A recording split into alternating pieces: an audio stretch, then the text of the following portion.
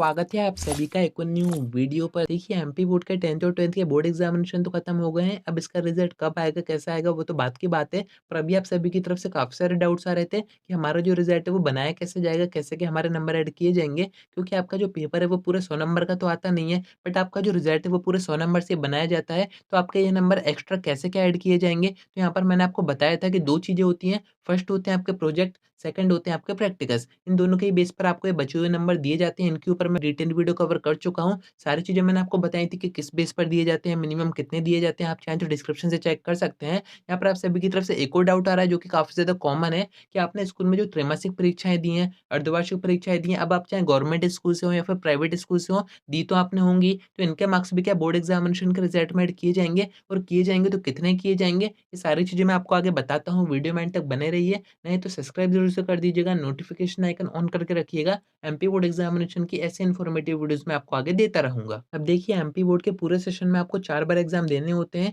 आप चाहे private school से हो या फिर गवर्नमेंट स्कूल से हो। फर्स्ट होती हैं आपकी त्रैमासिक परीक्षाएँ, उसके बाद होती हैं आपकी अर्धवार्षिक परीक्षाएँ, उसके बाद होते हैं आपके प्री बोर्ड जो कि इस बार गवर्नमेंट स्कूल में नहीं हुए हैं पर प्राइवेट स्कूल में हुए होंगे, एंड उसके बाद होते हैं आपके बोर्ड एग्जामिनेशन जो कि अभी आपने दिए हैं। तो यहाँ पर काफ़ी बच्चे पूछ रहे थे कि हमने त्रैमासिक परीक्षाएँ नहीं दी हैं, अर्धवार्षिक परीक्षाएँ नहीं दी हैं, एंड अगर उसके नंबर ऐड होंगे तो हमारा जो रिज़ल्ट है वो कैसा आएगा? क्या हमारे कुछ मार्क्स उसमें कम आएँगे या फिर हमारा जो रिज़ल्ट है वो खराब आएगा? एंड कैसे क्या इसके मार्क्स ऐड किए जाते हैं? अगर हमने एग्ज़ाम दिए भी हैं त्रैमासिक, अर्धवार्षिक के, अगर उसमें हमारे कम नंबर आए थे या फिर उसमें हम फेल हो गए थे, तो हमारे नंबर जुड़ेंगे या फिर नहीं जुड़ेंगे? सारी चीज़ें मैं आपको आगे विद प्रूफ दिखाता हूँ, तो परेशान मत होइए क्योंकि यहाँ पर 10th और 12th दोनों का ही डिफरेंट होता है, क्योंकि दोनों के मार्क्स डिफरेंट होते हैं। 10th के 25 नंबर होते हैं प्रैक्टिकल्स और प्रोजेक्ट के, वहीं 12th में देखें तो 20 नंबर प्रोजेक्ट के होते हैं, 30 नंबर प्रैक्टिकल्स के होते हैं। तो इसी में आपके मार्क्स कन्वर्ट किए जाते हैं। कैसे किए जाते हैं वन बाय वन अपन समझते हैं। फर्स्ट अपन बात करते हैं 10th की। तो स्टार्टिंग में तो मैं आपको प्रूफ दिखा देता हूँ कि आपके त्रैमासिक, अर्धवार्षिक के नंबर ऐड होंगे या फिर नहीं होंगे। देखिए एमपी बोर्ड ने स्टार्टिंग में 2 पीडीएफ जारी किए थे जब आपका सेशन स्टार्ट हुआ था।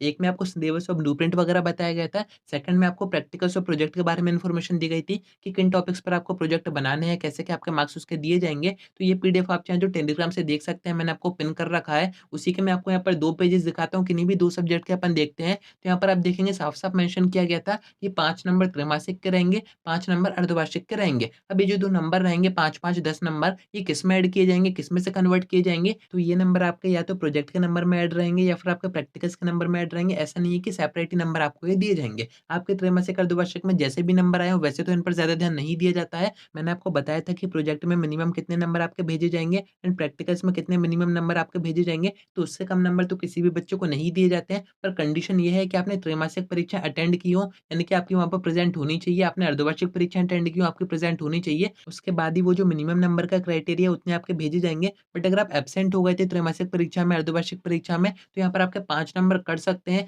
5 नंबर आप यहाँ पर देख सकते हैं, 10th में आपके 25 नंबर होते हैं, तो 5 नंबर है यहाँ पर त्रैमासिक के, 5 नंबर है आपके अर्धवार्षिक के। अगर आप दोनों में एब्सेंट हो गए हो तो यहाँ पर आपके 10 नंबर कट सकते हैं। अभी ज़्यादातर कहाँ पे होता है, तो अगर आप गवर्नमेंट स्कूल से हैं तो आपको दिक्कत हो सकती है, आपके ये जो नंबर है वो काटे जा सकते हैं अगर आप वहाँ पर एब्सेंट हैं। बट अगर आप प्राइवेट स्कूल से हैं तो यहाँ पर इन चीज़ों पर उतना ध्यान नहीं दिया जाता है, फिर भी आपको मिनिमम नंबर दिए जाते हैं। आपने चाहे त्रैमासिक परीक्षाएँ दी हों या फिर नहीं दी हों, नंबर आपके मिनिमम ही भेजे जाते हैं। बस गवर्नमेंट स्कूल में थोड़ी-सी दिक्कत होती है, यहाँ पर 50-50 चांसेस होते हैं, आपके नंबर काटे भी जा सकते हैं, काटे नहीं भी जा सकते हैं। अगर आपके टीचर अच्छे हैं, आपकी अच्छी बनती है तो हो सकता है कि आपके नंबर ना काटें।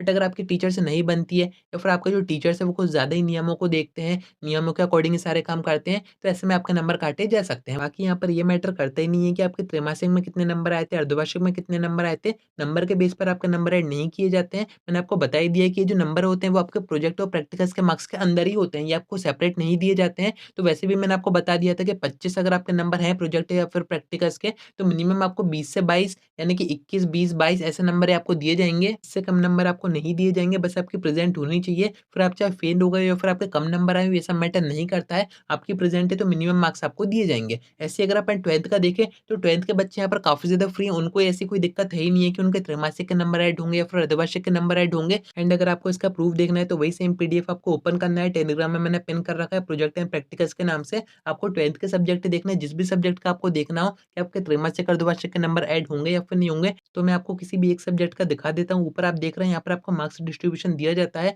कि आपके जो प्रोजेक्ट के नंबर है 20 नंबर या फिर आपके प्रैक्टिकल्स के नंबर हैं 30 नंबर, ये आपको कैसे दिए जाएँगे, किस बेस पर दिए जाएँगे। तो यहाँ पर पूरा डिस्ट्रीब्यूशन दिया रहता है, पर यहाँ पर कहीं पर भी ये मेंशन नहीं है कि आपके त्रैमासिक के नंबर ऐड होंगे या फिर आपके अर्धवार्षिक के नंबर ऐड होंगे जैसे कि 10th में यहाँ पर दिया गया था साफ-साफ कि 5-5 नंबर ऐड होंगे दोनों के, पर 12th में यहाँ पर ऐसा कहीं पर भी कुछ भी नहीं दिया गया है कि आपके त्रैमासिक के नंबर ऐड होंगे या फिर अर्धवार्षिक के नंबर ऐड होंगे। तो यहाँ पर आपको परेशान तो होना नहीं है, आपको तो कोई दिक्कतें नहीं है, आपने चाहे त्रैमासिक परीक्षाएँ दी हों या फिर नहीं दी हों, अर्धवार्षिक परीक्षाएँ दी हों, नहीं दी हों, कितने भी नंबर आपके आए हों, कोई मैटर नहीं करता है, आपके नंबर यहाँ पर ऐड होंगे ही नहीं। पूरे मार्क्स आपके प्रोजेक्ट के बेस पर रहेंगे, प्रैक्टिकल्स के बेस पर रहेंगे।